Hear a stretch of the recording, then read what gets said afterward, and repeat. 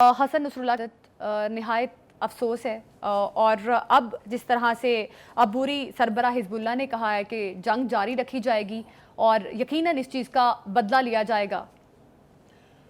یقینی طور پہ آپ نے بالکل ٹھیک کہا کہ حسن نصر اللہ کی جو شہادت ہے وہ ایک بہت بڑا سانحہ، ایک بہت بڑا المیہ ہے، اور لبنان کی جو ریزسٹنس موومنٹ ہے اس کو یہ کہا جائے اگر کہ کوئی دھچکا نہیں لگا تو یہ تو میں شاید نہیں ماننے کے لیے تیار ہوں گا۔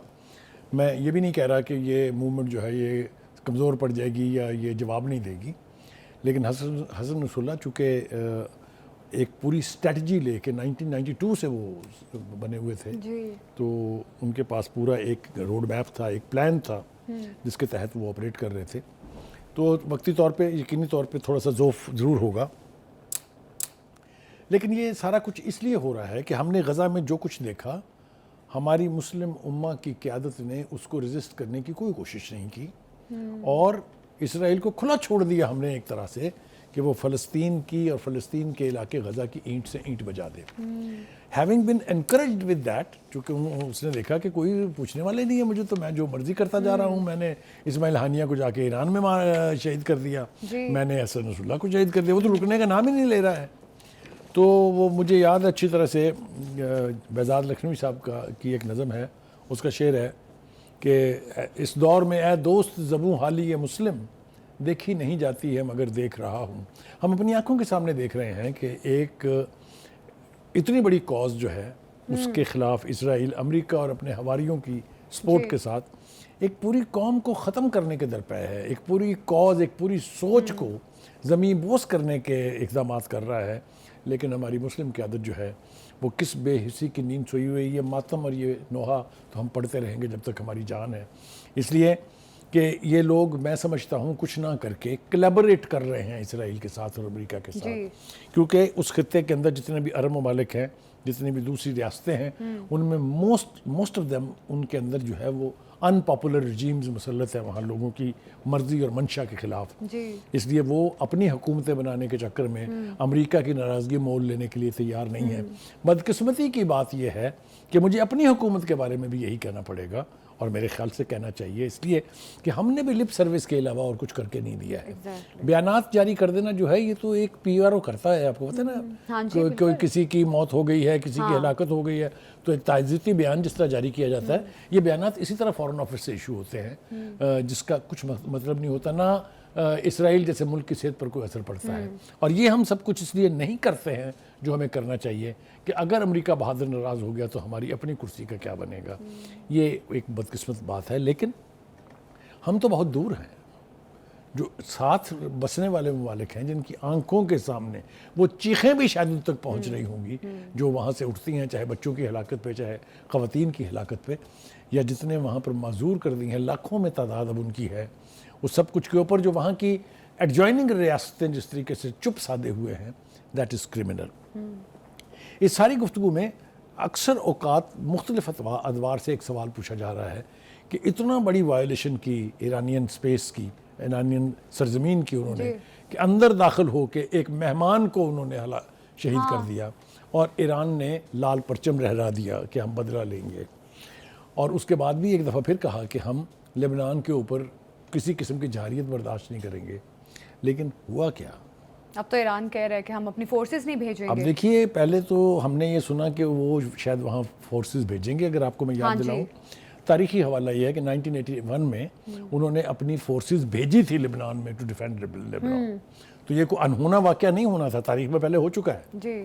اب وہ ان کی طرف سے وضاحتیں آ رہی ہیں ان کی کہ نہیں جناب ہم فوجی تو نہیں بھیجیں گے، لیکن ہم اس پوری موومنٹ کو، اس پوری یعنی جو ریزسٹنس موومنٹ ہے اس کا ہم ساتھ دیں گے۔ مگر اسی بیان کے بیچ میں یہ جو غالباً ان کے جو ہیں، میں ان کا نام بھول رہا ہوں، جنرل سلامی صاحب نے جو ہے، انہوں نے یہ کہا ہے کہ جو اس شہادت ہوئی ہے ہمارے پاسداران کے ایک بریگیڈیئر لیول کے بندے کی، اس کو بھی ہم معاف نہیں کریں گے۔ حسن نصر اللہ کی شہادت کا بھی انہوں نے کہا کہ ہم بدلہ لیں گے۔ اب دیکھنا یہ کہ یہ کب ہوگا۔ ہم نے کئی دفعہ ایران کی اس ڈیلے کو جسٹیفائی کرنے کی اپنے پروگرام میں کوشش کی ہے، اگر آپ کو یاد ہو میں نے مختلف حوالے دیے تھے کہ جنگیں کس نوعیت کی ہوتی ہیں، ایک یہ کہ ایک سائی وار ہوتی ہے، ایک ہوتی ہے کہ آپ اننو کر دیں اپنے دشمن کو، ایک یہ ہے کہ وہ اس خدشے میں جئیں کہ پتہ نہیں کب ہمارے خلاف سٹرائک ہوگی، اور اس کا ہم نے نتیجہ دیکھا کہ جتنی بھی یہودی بستیاں انہوں نے آباد کی تھی، چاہے وہ مغربی کنارہ تھا، چاہے وہ غزہ کا علاقہ تھا، وہ سب بھاگ گئے ہیں وہاں سے، کوئی ایک بھی اس گھروں میں موجود نہیں ہے. جی ٹھیک ہے، تو یہ ایک اسٹریٹجی ہو سکتی ہے، لیکن اگر اس اسٹریٹجی کا مطلب یہ ہے کہ اسرائیل کو یہ کھلی چھوٹ ہے کہ وہ جو مرضی کرتا جائے، جس طریقے سے اب لبنان کی اینٹ سے اینٹ بجانے کی کوشش کی جا رہی ہے، اس کی اجازت کیسے دی جا سکتی ہے؟ بخاری صاحب، اتنے بڑے سپریم لیڈرز کی شہادت ہو چکی ہے، ہم نے قاسم سلیمانی، اسماعیل ہنیہ، اب حسن نصر اللہ، تو اس وقت اسرائیل کو نکیل ڈالنے کا رائٹ ٹائم ہے کہ نکیل ڈالنی چاہیے، لیکن اس طرح سے لپ سروس ابھی آپ بات بھی کر رہے تھے، اس کے علاوہ کوئی کچھ نہیں کر رہا. یہی بات دیکھیے، ایک تو تاثر یہ دینے کی کوشش کی جا رہی ہے چند حلقوں کی طرف سے کہ شاید اسرائیل کو اب روکنے والا کوئی نہیں ہے، اور شاید یہ اپنے وہ تمام جو عزائم ہیں اس کے جو انتہائی قابل مذمت مزاحم ہیں وہ اس میں کامیاب ہو جائے گا. میں اس کو نہیں مانتا ہوں. میں اس لیے اس کو نہیں مانتا ہوں کہ 73 برس سے فلسطین کو ختم کرنے کی، فلسطینی سوچ کو ختم کرنے کی، فلسطین کی ریزسٹنس کو ختم کرنے کی کوششیں اسرائیل اپنے تمام تر طاقتور الائز کے ساتھ کر رہا ہے. 3 جنگیں ہو چکی ہیں، ختم ہوئے فلسطینی، ختم ہوئی سوچ، ختم ہوئی ریزسٹنس موومنٹ. تو میں سمجھتا ہوں وہ احمقوں کی جنت میں بستے ہیں جو یہ سمجھتے ہیں کہ فلسطینین کاز ختم ہو جائے گی اور اسرائیل جو ہے وہ دندناتا پھرے گا اس علاقے میں. یہ نہیں ہوتا کبھی بھی. یہ آج تک نہیں ہوا ہے تو آئندہ بھی نہیں ہوگا. ایک بات تو یہ جی، وہ میں نے جس بے حسی کا میں ذکر کر رہا تھا اور جن ان پاپولر رجیم کا میں نے ذکر کیا، قرآن کریم سے ایک حوالہ ہم تک پہنچتا ہے، تفسیر ہے اس کی یہ کہ جب ہم ان قوموں کو برباد کرنے کا فیصلہ کر لیتے ہیں جو وہ کچھ نہیں کرتے جو انہیں کرنا چاہیے، تو پھر ہم مسخرے ان پر حکمران کر دیتے ہیں، تو باقی کا کام وہ خود کر لیتے ہیں. تو میرے خیال سے میں یہ کہنے میں حق بجانب ہوں گا کہ یہ جو بے حسی ہے، جو بے لا تعلقی ہے، جو صرف لپ سروس ہے، اس کی کہیں وجہ یہی تو نہیں ہے کہ بہت سارے ایسے اس خطے میں بسنے والے ممالک ہیں جہاں مسخرے حکمران ہیں. یہ مجھے کہنے کی اجازت تو کسی سے طلب کرنے کی ضرورت نہیں ہے، لیکن مجھے انتہائی مجبوری کے عالم میں یہ الفاظ ادا کرنے پڑ رہے ہیں، کیونکہ ہم نے دیکھا کیا نہیں کیا اسرائیل نے وہاں، کون سے انسانی حقوق کی پامالی نہیں ہوئی وہاں، کون سے یونائٹڈ نیشن کے چارٹر کی وائلیشن نہیں کی اسرائیل نے. اچھا بخاری صاحب، عبوری سربراہ حزب اللہ نے جس طرح سے کہا ہے کہ ہم بدلہ لیں گے اور حزب اللہ اسٹرانگ ہے، ان کے پاس تو بڑے زبردست راکٹس بھی ہیں اور بھی ان کے پاس میزائلز ان کے پاس موجود ہیں، تو کیا کر سکتا ہے؟ اب ان کے پاس آپشن ہے کہ اسرائیل کو سخت جواب دیں جس طرح سے یہ بات کر رہے ہیں، لیکن دوسری جانب لبنان کہہ رہا ہے کہ سیز فائر ہو جائے اسرائیل کے درمیان، اور اس کے دیکھیے گزارش یہ ہے کہ سیز فائر کی بات تو بہت دیر سے ہو رہی ہے، جب سے جنگ شروع ہوئی تب سے لبنان چاہ رہا ہے کہ ہو جائے سیز فائر. دیکھیے اور ہو جانی چاہیے تھی، لیکن جو نیگوشیٹرز ہیں، جو طاقتور ملک ہیں، وہ نہیں ہونے دے رہے نا. وہ اسرائیل کے ہر اقدام کو جسٹیفائی کرتے ہیں. میں نے تو وہ ایک چلتی پھرتی لاش جو ہے جس کا نام جو بائیڈن ہے، جس کو یہ نہیں پتا ہوتا کہ میں کب گر جاؤں گا، کس طرف جانا ہوتا ہے، کس طرف چل پڑتے ہیں وہ. انہوں نے کہا کہ حسن نصر اللہ کی ہلاکت سے انصاف ہو گیا، آگے بڑھے. میرے خیال سے کسی بھی ذی شعور آدمی کو ڈوب مرنا چاہیے ایسا سوچتے ہوئے اور ایسا کہتے ہوئے. لیکن چونکہ وہ ناجائز اولاد ہے اسرائیل ان کی، امریکنوں کی، اس لیے وہ اس کے ہر فعل کو، ہر اقدام کو جسٹیفائی کرنے پر مضر بھی رہتے ہیں اور تلے رہتے ہیں. حزب اللہ کا رسپانس کیا ہوگا؟ بڑا اٹیک حزب اللہ کرے گا؟ دیکھیے میں آپ سے عرض کروں، پہلی بات تو یہ ہے کہ اس وقت اسرائیل پلان کر رہا ہے کہ میں زمینی یعنی جو گراؤنڈ ٹروپس ہیں وہ داخل کروں گا لبنان میں. پہلے بھی ہوئے تھے، پھر جس طرح بھاگے تھے وہاں سے وہ بھی دنیا نے دیکھا، ریکارڈ پر ہے. آپ کو پتا نا کتنی پینیٹریشن ہو گئی تھی 73 کی وار میں، اس کے بعد کی جنگوں میں. پھر وہاں جب ریزسٹنٹ موومنٹ نے ریئیکٹ کیا تو بھاگے وہاں سے. یہ تاریخی واقعہ ہے نا. تو پھر بھاگ جائیں گے وہ اگر کوشش کریں گے. اور ایک میں بات آپ کو بتا دوں، اگر کوئی یہ سوچ رہا ہے کہ لینڈ ٹروپس وہاں لینڈ ہوں گے اور ایران تماشا دیکھنے والوں اور تالیاں بجانے والوں میں ہوگا، میرے خیال سے وہ غلطی پر ہے. اس لیے کہ اگر لبنان فال ہوتا ہے، خدا نہ خواستہ جملہ عرض پورا کروں، اگر لبنان کا حال بھی وہی ہوتا ہے جو غزہ کا ہوا ہے تو اگلی باری پھر ایران کی ہے. کیا ایران اپنی ایگزسٹنس کو ڈیفینڈ کرنے کے لیے لبنان کو ڈیفینڈ کرے گا یا نہیں کرے گا؟ یہ بہت بڑا سوال ہے. کچھ لوگ ہمارے سامنے آرگومنٹ لے کے آتے ہیں کہ دیکھیے جی وہ فلاں موومنٹ نے سیریا کا بیڑا غرق کر دیا، وہ دیکھیں جی فلاں موومنٹ نے یمن کا بیڑا غرق کر دیا.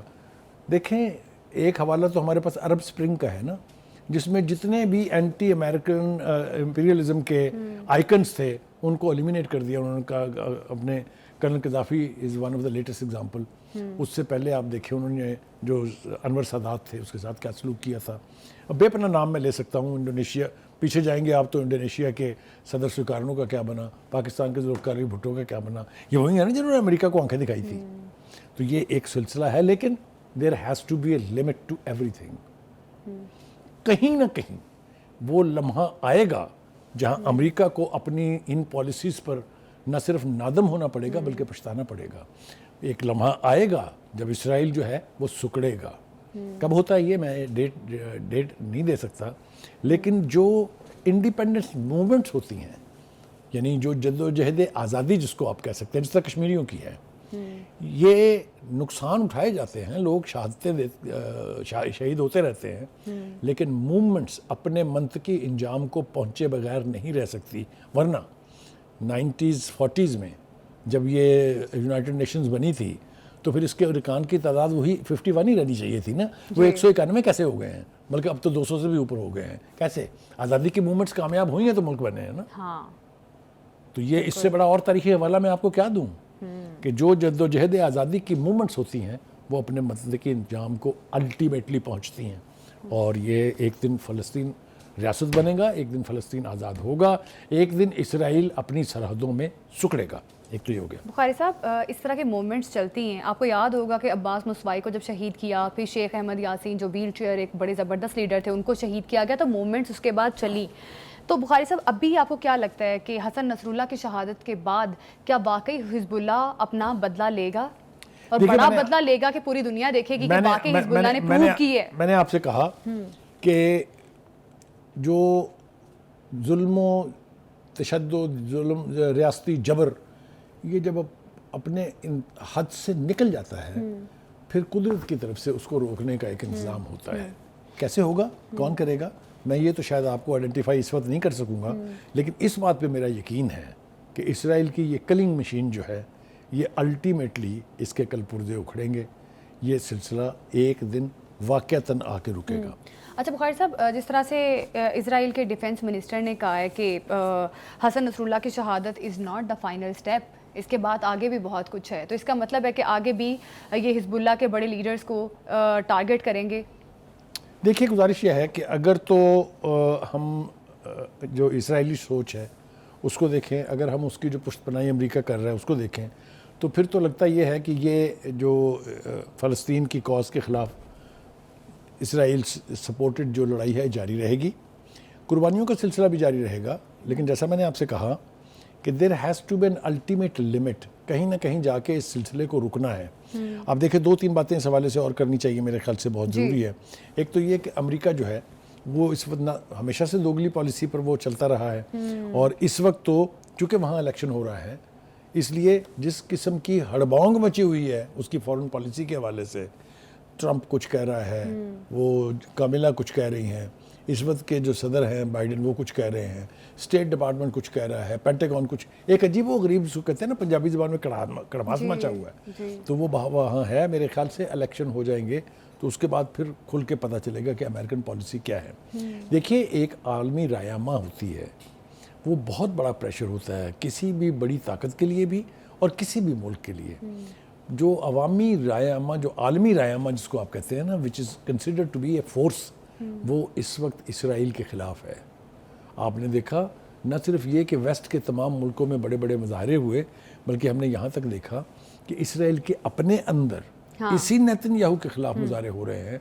آپ مجھے یہ بتائیے, یہ جو باتیں کرتے ہیں کہ فلسطین فتح ہو جائے گا اور لبنان فتح ہو جائے گا, ایران چپ کر کے بیٹھ جائے گا, چھڑوا لیے قیدی اسرائیل نے, 1 سال ہو گیا لڑتے ہوئے, تو کون کہتا ہے یہ کامیاب ہے؟ ایک چھوٹا سا آبجیکٹیو تو حاصل نہیں کر سکے. وہ جو یحییٰ السنوار کی بات ہے, وہ بیٹھا ہے نا وہیں پر, ان کے چھاتی کے اوپر بیٹھ کے مونگ ڈل رہا ہے نا, کیا کر لیا انہوں نے. تو کہنے کا مطلب یہ ہے کہ اگر آپ ان ٹرم آف اچیومنٹس دیکھیں, جتنا گولہ بارود استعمال کیا ہے اسرائیل نے, جتنی ہوائی فورس اپنی استعمال کی ہے اس نے, जितना भाई साहब, इन तमाम तर चीज़ों में ना ईरान का किरदार बड़ा डिसअपॉइंटिंग लग रहा है। जिस तरह से उन्होंने आज कहा कि हम अपने ट्रूप्स नहीं भेजेंगे, फोर्सेस नहीं भेजेंगे, क्योंकि अमेरिका और इजराइल चाहता है कि किसी तरीके से ईरान को इन्वॉल्व किया जाए। देखिए, ये क्या यही वजह है कि उन्होंने कहा है कि ठीक है हम बिल्कुल साइड ही रहते हैं, हम लोग डिप्लोमेटिकली चलते स्ट्रैटेजिक हैं? डिसीजंस होते हैं। ईरान ने कहीं ये नहीं कहा कि फ़लस्तीन की काज से हमारा कोई ताल्लुक नहीं है। ईरान ने कहीं नहीं कहा कि हम लेबनान का डिफेंस बुखारी साहब, लिप नहीं सर्विस है करेंगे। ना, वही कर रहे हैं ना, लिप सर्विस। देखें, अमलन तो कुछ नहीं कर रहे। देखें, हमने कल और परसों भी अपने प्रोग्राम में कहा था, मैं फिर उसको दोहरा देता हूँ थोड़ा सा। ये जो रेजिस्टेंस मूवमेंट्स हैं इस वक्त, चाहे वो यानी हमास है, चाहे वो हिजबुल्ला है, चाहे वो हौसीस है, कौन सपोर्ट कर रहा है उनको? कहाँ से आते हैं उनके पास पैसे, असला और ये सब कुछ, और ये ट्रेनिंग कहाँ से आते हैं? मिसाइल कौन दे रहा है?